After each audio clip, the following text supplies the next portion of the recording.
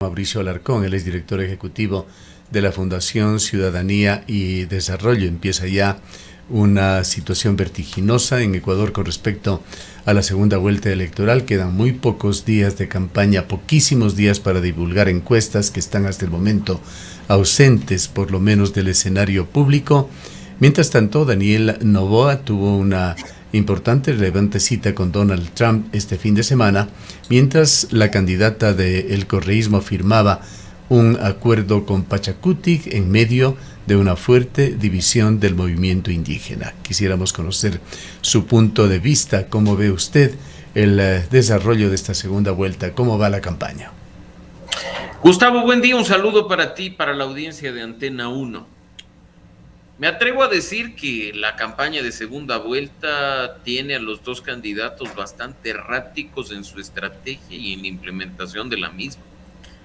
Creo que los pasos que se ha visto este fin de semana, particularmente de una supuesta reunión de la que no hay ni siquiera un comunicado oficial de prensa de la Casa Blanca, o de un acuerdo del cual no participa el principal dirigente de la organización, va a dejar mucho de qué hablar durante los próximos días.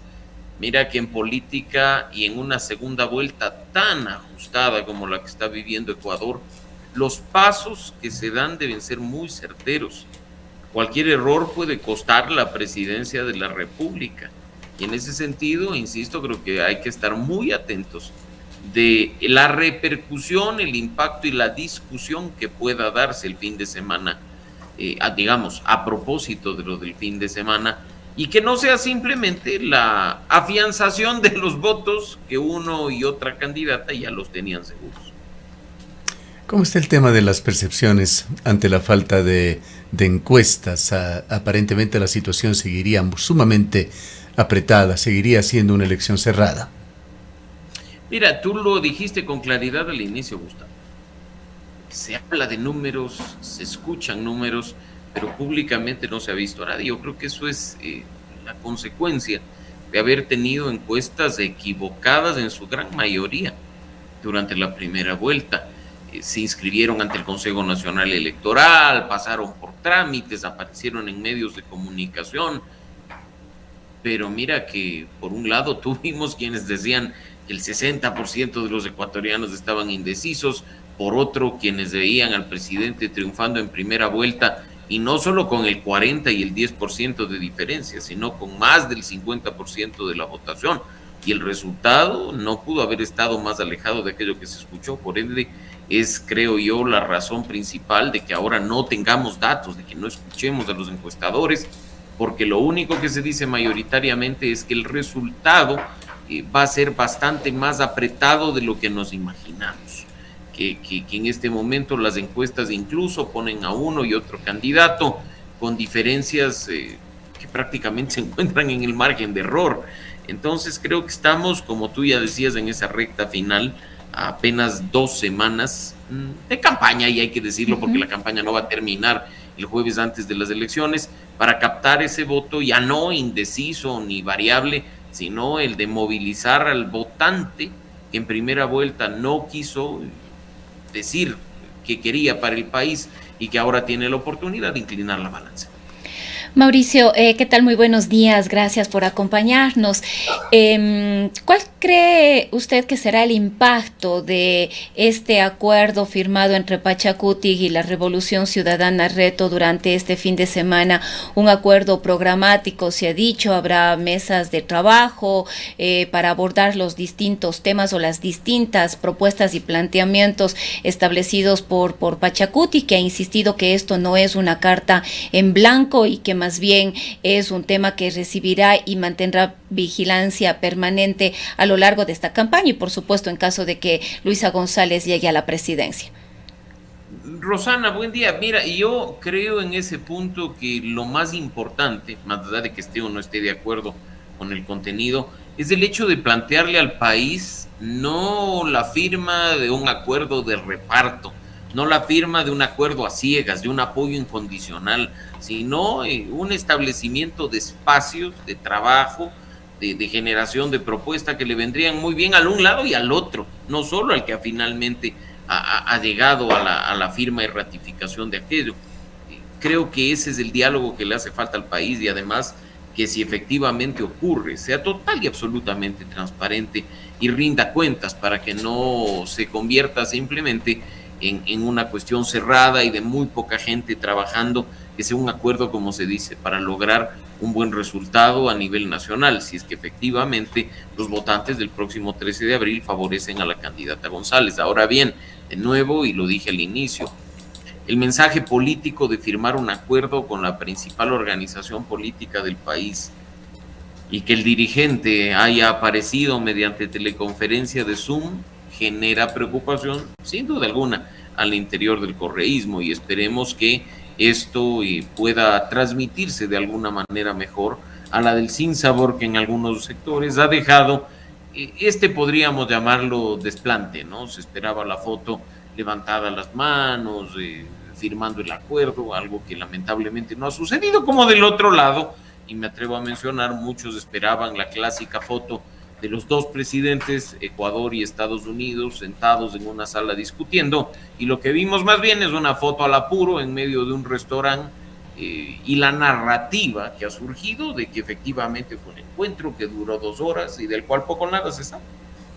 ¿Qué es lo que sucede? ¿Es algo normal en un encuentro de ese nivel de dos presidentes y estando entre los dos el hombre más poderoso del mundo, que está dando tanto que hablar, Donald Trump, y el otro Daniel Noboa? ¿Es natural que se tomen tanto tiempo para dar un informe oficial, tanto por parte del Departamento de Estado allá en los Estados Unidos o de la Secretaría de Comunicación aquí en Ecuador?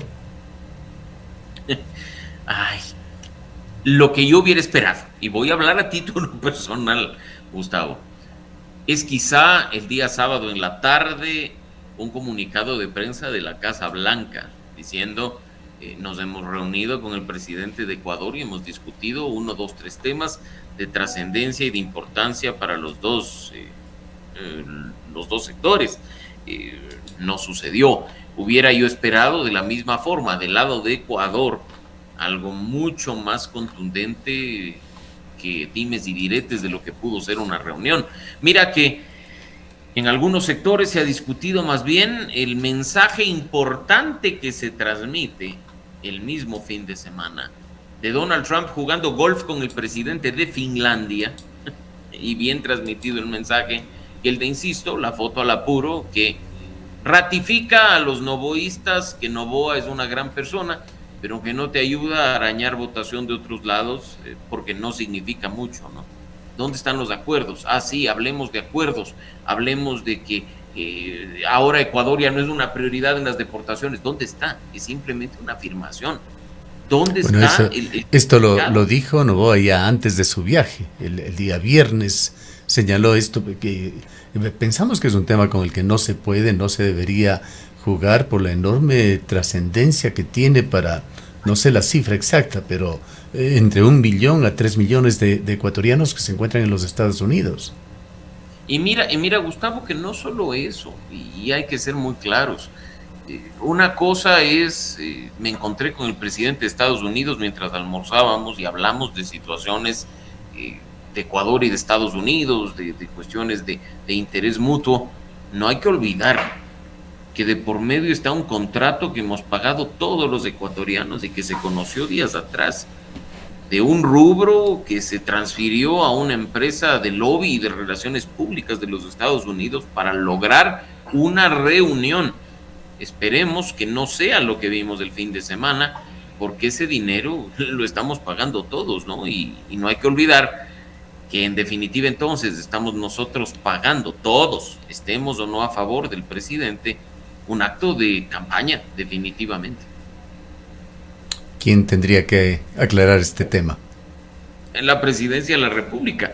Mira que tú tienes muy poca información, insisto, sobre lo que fue, y creo que en eso no se necesita hacer pues un dechado de inteligencia para darnos cuenta que el último comunicado de la cuenta de la presidencia de la República tuvo lugar, sí, el día sábado 29 de marzo, pero no tiene relación con el encuentro con Donald Trump.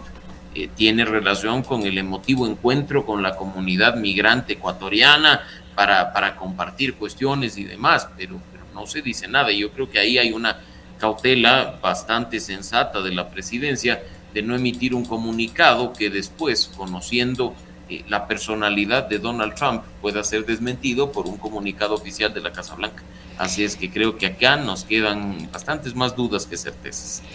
Y ahora, Mauricio, como decíamos hace un momento, ya estamos viviendo una campaña electoral, pero nuevamente con un presidente candidato que no toma licencia o comunica al CNE a través de un oficio que de tal hora a tal hora será candidato, mientras en otros momentos, como ahorita que está ya en el país recorriendo nuevamente, haciendo algunos recorridos y presencia en distintos puntos, es presidente en ciertas horas y candidato en ciertas horas.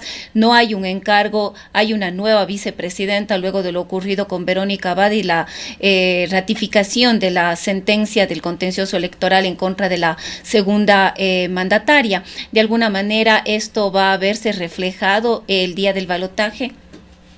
Bueno, hay que esperar y ver, mi estimada Roxana, pero lo cierto es que hay una obligación legal para quien está en un cargo y opta por permanecer en él, de solicitar licencia, en este caso a la Asamblea Nacional, y hacer uso de la misma. Una carta muy bonita y en hoja membretada enviada al Consejo Nacional Electoral no es otra cosa que un saludo a la bandera, algo que no tiene consecuencia formal alguna y que no exime de responsabilidad al primer mandatario en su función de candidato de cumplir con lo que dice el Código de la Democracia, ¿no? A mí me alegra mucho que haya una comunicación tan cordial y tan directa entre Daniel Noboa, Diana Tamaínd y los demás consejeros del CNE, pero eso no dice ni el Código de la Democracia ni la Constitución. Así es que lamentablemente se sigue haciendo tabla rasa de la normativa ecuatoriana sin dejar de lado